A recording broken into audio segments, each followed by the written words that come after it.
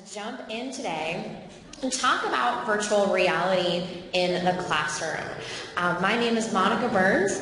I'm an EdTech and curriculum consultant and former New York City public school teacher. So really excited to be here with you today. I'll be back this afternoon sharing a little bit more about that story and all of these favorite things. But in this session, we're going to focus on virtual reality without a headset, thinking about classrooms from a reading perspective as well as cross-curricular connections. We'll really kind of go beyond just that in the reading classroom today to talk about different ways that you can bring in virtual reality experiences for students to facilitate cross-curricular connections, to support readers in lots of different ways.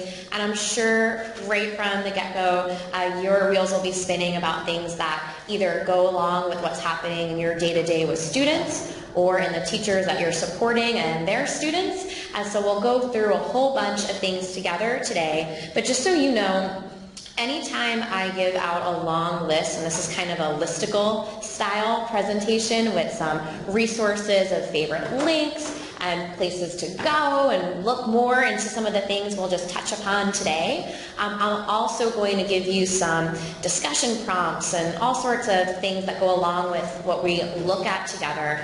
If you go at some point during the day today to classtechtips.com/NYSCATE, so it's kind of like my New York homepage for all of us, there's a Google form there. It doesn't matter when you fill it out, because I probably won't send anything out till tomorrow morning anyhow, but if you get your best email right there in that Google form, I'll send you out the list of all the things we talk about, so you are welcome to jot things down, snap pictures, whatever feels good, but just know you'll get all those links in your inbox so you can, forward it to a friend or show off something to someone else who might not be able to be here today too. So for those of you who I've spent some time with before at other local events or we've connected with online, you know that I like to tweet and share, and this morning I didn't take any awkward Instagram selfies, but yesterday I definitely did. Just trying to give updates and share some fun things that I'm excited about. Today we're going to focus in on this one topic, but I tweet out and share lots and lots of favorites, so I'm excited to have a clear focus for our conversation this morning, really around this idea of virtual reality in the classroom. So we're going to talk about some resources, some use cases, and some best practices. But just to get us started, when I'm using this term VR or virtual reality today, we're talking about situations that simulate the real world, right? What it might look like if we were really there, right? Taking something that's traditionally a three-dimensional, five senses type of experience and bringing it into a screen that students can access on a personal device, a shared device, a big screen like we're here today. And we're thinking about what it can look like to immerse them in something where we are acknowledging what those situations would look like if they do have all their senses right, in that one space or that one place. And so when we are looking at VR in classroom applications today, it's really not the viral videos that you often see around the holidays where someone handed someone in their family a headset and they put it on at the dinner table and they fall out of their chair, right, and they're seeing this roller coaster for the first time. There's plenty of entertainment value. It's a really interesting storytelling medium and gaming medium, right, beyond what we're going to look at together today. But we are thinking about it more with some kind of core areas of focus in our conversations around using VR. So maybe it's to help build domain-specific vocabulary, so help students see new words in action, whether they are proficient English language speakers or they're learning English as a second language and building an understanding of different words and different context by transporting themselves to a particular place. Our focus might be around building background knowledge for students, so helping them see what's on a textbook page with a little bit more interactivity, right? Taking them to a place that they might need that context to make meaning of something they're reading or hearing about in a discussion. and then of course to extend experiences beyond what might be going on within a classroom. So by no means should anyone replace an experience that's easily accessible for students with a VR experience, but if you know that you can't transport to a specific place on a specific day, that field trip is out of the question for the school year, or you didn't anticipate that there was a certain gap of understanding, there's a lot you can do with easy access to a range of free content that we'll look at on multiple platforms together today. And one thing I think is very important when we talk about VR in these contexts as well is, we might anticipate that students have an interest or a need or a gap in understanding, but we can also help them with that you don't know what you don't know question. So sparking their curiosity, furthering different lines of inquiry that they might be a part of too. So, of course, you can participate in virtual reality experiences with students with a headset. There are recommendations for what is appropriate for different age levels of students when it comes to using a headset. So you want to take that into consideration with your kiddos who are under 13 and what it looks like for students who are of different ages. But it might be a $7 Google Cardboard that you get off Amazon, or one that you have students design in Tinkercad and you 3D print that headset, which is definitely a neat activity for kids too. You can buy the lenses and plug them right in to something a student has printed out with a 3D printer. But today we're going to look at these experiences that can happen without a headset. So without that extra barrier of using smartphones and making sure that they're connected to a wireless network in your building, to having headsets on site, to making sure it's something that everyone can relate to depending on their particular needs. And one thing that I like about this particular angle of looking at virtual reality, this kind of lower tech intro idea, is that it's something that you can turnkey and share with other people who may not want to take on a larger type of technology integration within their particular learning environment. So it can be something that is a real easy win, big bang for your buck, a high value type of experience to share with someone else who might be struggling in your school or your school community to really understand the benefits of bringing in different digital learning experiences to students as well. So when we look today at this without a headset, we're really thinking about 360 images, which I always think of as someone went on vacation and posted something on Facebook of them standing at the end of a dock or on a beach, and you can kind of move back and forth and see their panoramic picture, which is always kind of a funny thing to come across as you're scrolling with someone's updates. There's also 360 video, which lets you do that same look up and down and left to right, but a video is playing, so there's often audio or music or things moving in the sense that you want to look and maybe replay and see things from different angles. It's tablet friendly, so mobile responsive. Just yesterday, I was in a classroom with a group of pre-K students who had their tablets, their iPads in their hand, and we went to Hawaii because they're studying volcanoes, and they could look in all directions on a tablet without that headset, and it was mobile responsive to their movement as well. It could be something that you pull up on a Chromebook or on a MacBook using the Chrome web browser, which is what I'm going to show you with today, or even something that's up on an interactive display board, interactive whiteboard, something with a touch screen that you're tapping with your finger and moving back and forth for a whole group or a small group experience too. So I'm going to jump into this list, and I'm going to take you out to show you some of them online so you get a sense of what the web platform looks like.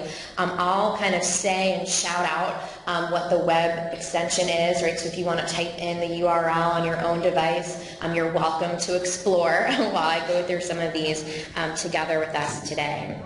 So the first one on our list is UVisit.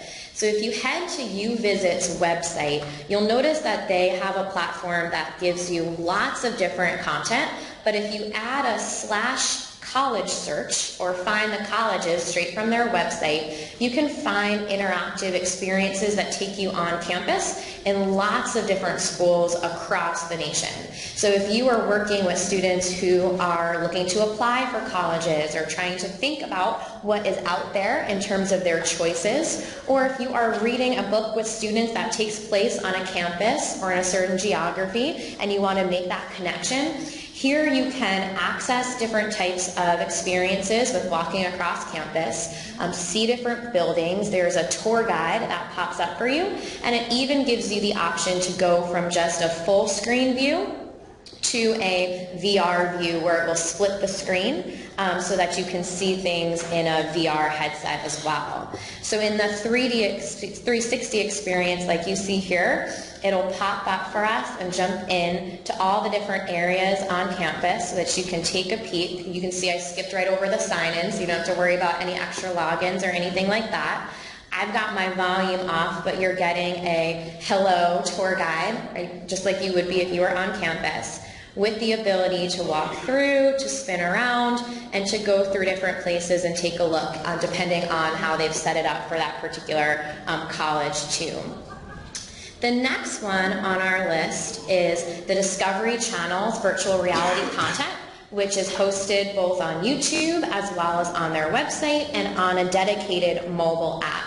Now, just like any channel on television, right, there's content that you welcome to bring into a classroom of students, and there's content that you're going to flip that channel really quick if you have someone who's under a certain age sitting next to you on the couch, right? So same thing goes here, and if you're familiar with their content, you might have an idea of what I'm referencing there, but you can go ahead and do a deep dive there also. So you can see straight from their website that you're able to go through lots of Shark Week content. So if you're into sharks, this is definitely a place to bookmark for August, right? So lots of habitats, things that will take you to different parts of the world. So really a robust resource. And what this does is it takes a scrolling back and forth experience and brings in the video component. So although this might be a great way to introduce students to a particular landscape, what's really neat about this, especially for students who might be creating their own content, is that they can see what storytelling arcs look like in this format. You can have conversations about those type of techniques that someone would need. And the whole time as a video is playing and you're hearing music and moving through, right, you can get a feel for what it's like in a particular place from all different angles as well. Now, Discovery Channel has content hosted on YouTube. If you go to YouTube and you type in any keyword and you add 360 to your search, it's a great way to find some 360 content that are hosted on there as well. Again, not everything on YouTube is great or high quality or appropriate, so just like any video you'd scan and screen for students, right, the same sort of thing goes for here too. Now, National Geographic has a robust set of resources on YouTube as well. So if you go to their site, or if you go, straight to YouTube, and you type in, just like you can see here on the top of my screen, National Geographic 360, there we go, you can see all the videos that are tagged, and many of these now that are set up by content providers that are more high quality than they were 3 or 4 years ago also have thumbnails, so their landing page will have the 360 right on it, so it'll give you that extra reminder. And so there's content providers that have libraries specific to 360 or playlists set up. This one with the lions is one of my favorites. I'm going to try and go full screen for us here on this one. You can see it's like over 9 million views already. And so this one will take you out, and here I'll turn up my audio a little bit for us so you can hear a little bit of what's going on. So let's see here. But you can get a feel for what's happening right here, right, as I turn and go through this whole piece, and I'll talk instead of you listening to the Planet Earth style narration.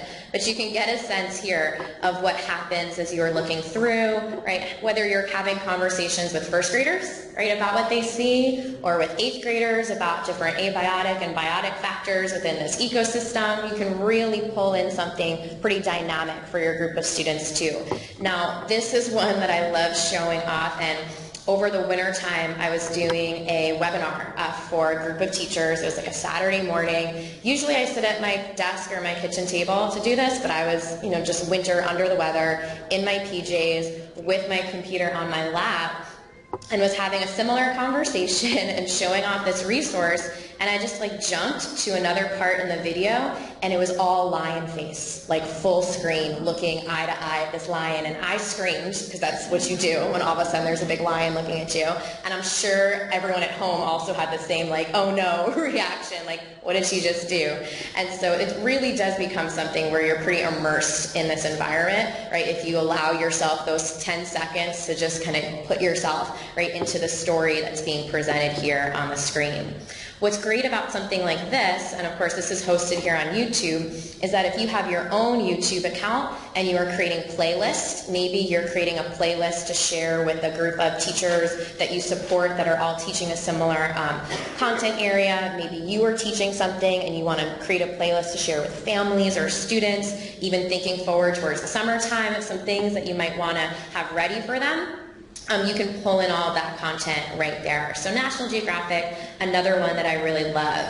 CNN is one of the many kind of news providers or media outlets that have VR content related to current events, related to topics that might feel a little bit more like a feature article, so focusing in on one big idea that might not be something that happened in the news last week, but maybe of interest or human interest story more generally.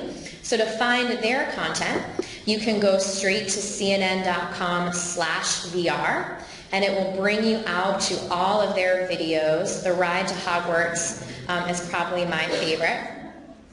And so you can see here that the video will play, and at the same time you can move in any direction and take a look at the content right as it's coming up here. So really something special for connections to places or spaces, or if you want to bring some vocab into conversations for students that you might not normally pop up or bring in as well.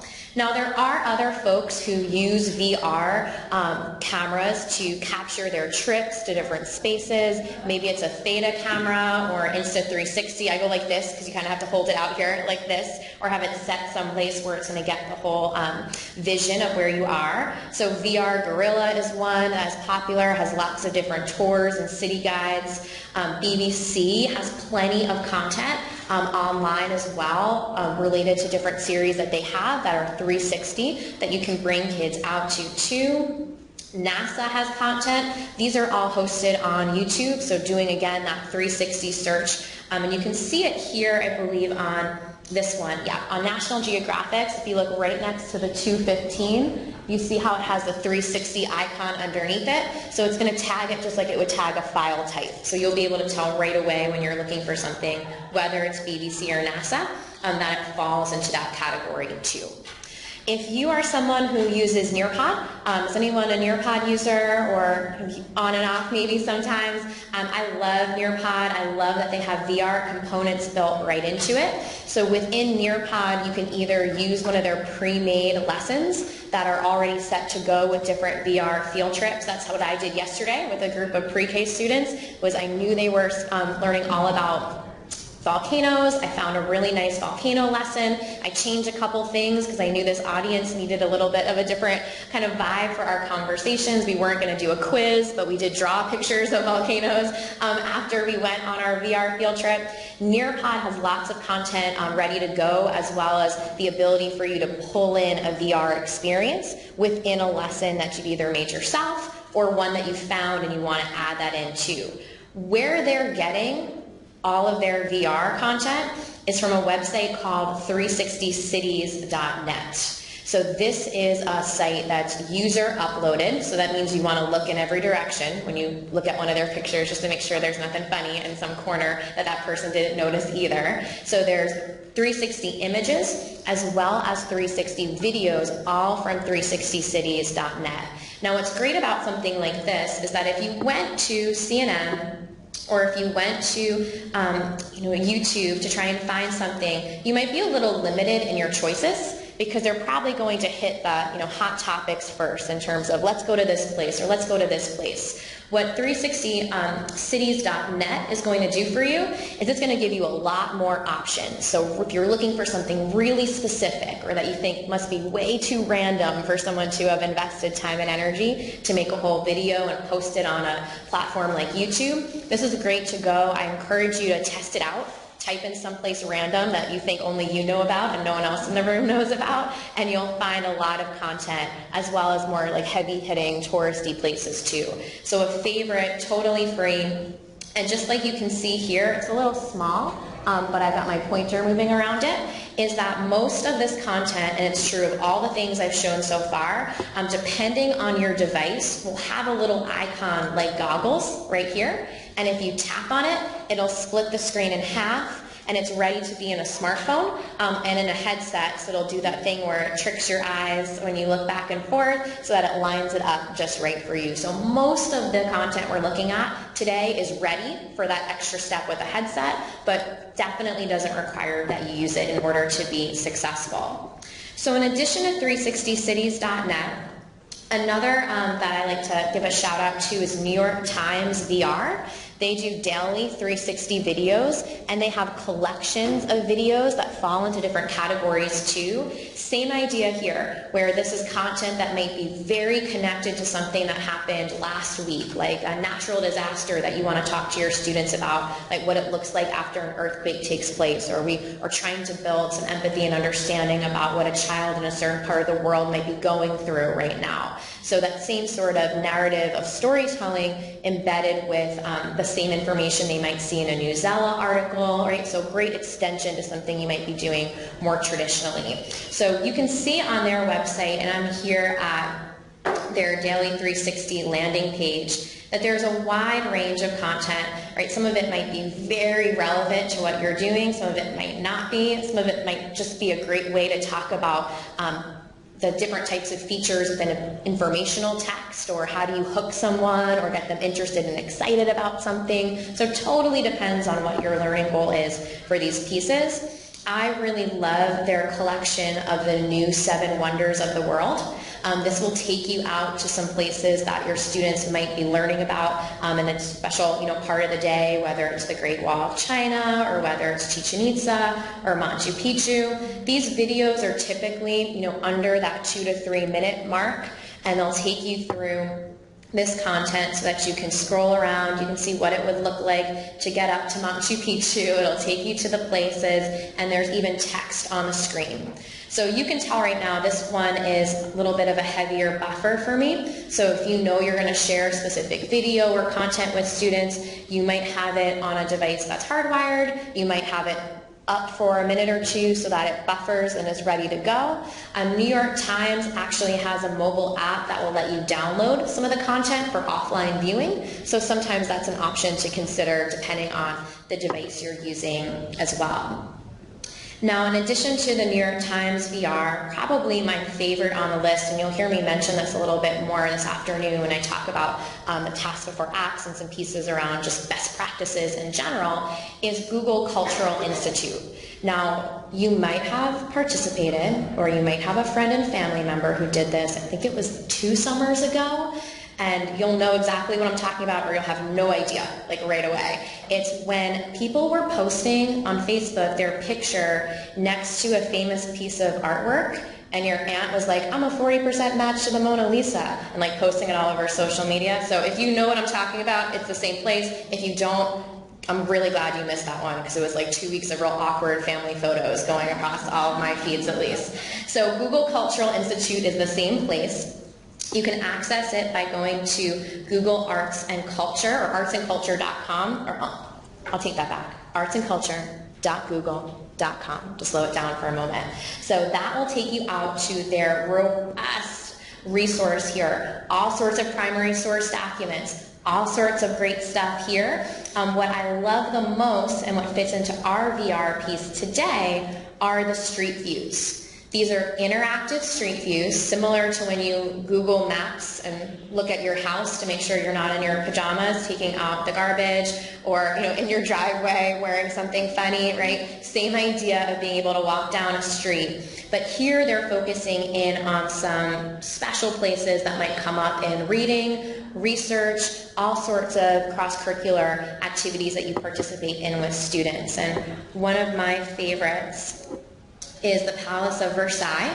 So I've never been to France, but I've gone a couple times to the Palace of Versailles through this channel, right? So I can go ahead and click on something like the Hall of Mirrors here, whether I'm talking about the French Revolution or architecture or historical fiction novels with students, and you can walk through this space, take a look and say, oh, I want to go into this room and go through this doorway, look up in every direction. Or even here down at the bottom, you can click on particular pieces of artwork that are of interest, and it will transport you to that particular space so you can take a closer look. So pretty wild in terms of the access to resources that something like this gives you. Just to quickly type in and search, there's over 4,000 of these interactive Google Street Views. And the Google Arts and Culture, I'm scratching the surface with all of these tools today, going through them quickly for you to just have in your back pocket. But this is one that's got a lot going on. Wonderful to recommend, not just to a social studies teacher or an art teacher,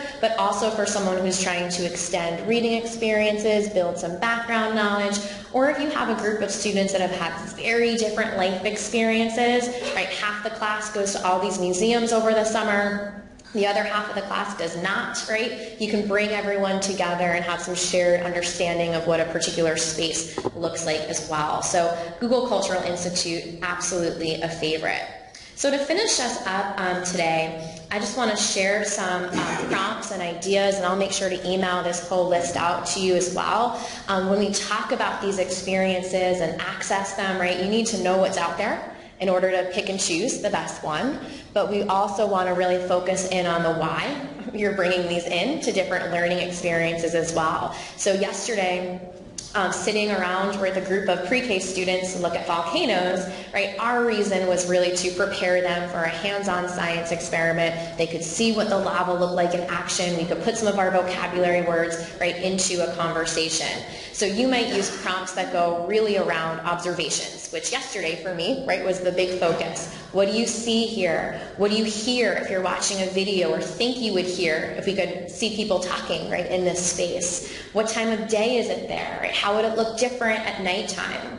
Right, so some of the wonderings that go along with this: what do you think the weather is like in this place? How do you think someone even got there so that they could take this picture for us? So really pushing student thinking and scaling these type of questions depending on the group you're working with too. You might be focused primarily not on vocabulary acquisition or building background knowledge, but about building an understanding of what life is like in different parts of the world. So questions related to building empathy and just connecting to someone and what their life is like in a different space or a different place. So having students set up with clear goals and expectations, knowing your resource and your why, how you're going to introduce it to students, when you're going to pause, what that follow-up is going to look like, is all part of being really strategic and purposeful with these pieces. But there's just so much that you can do when it comes to curating, right, hand-picking these just right resources, bringing them into the classroom. It's a powerful way to really level the playing field for students, and you'll hear me mention and tell a couple stories around this idea of VR, as well as more general creation in the classroom when we come back together to finish up the day. So thank you all so much for sticking it out before lunch here with me. I'll be here, the rest of the day. So if you have questions or want to share a favorite I didn't mention, please come find me. But otherwise, enjoy your lunch.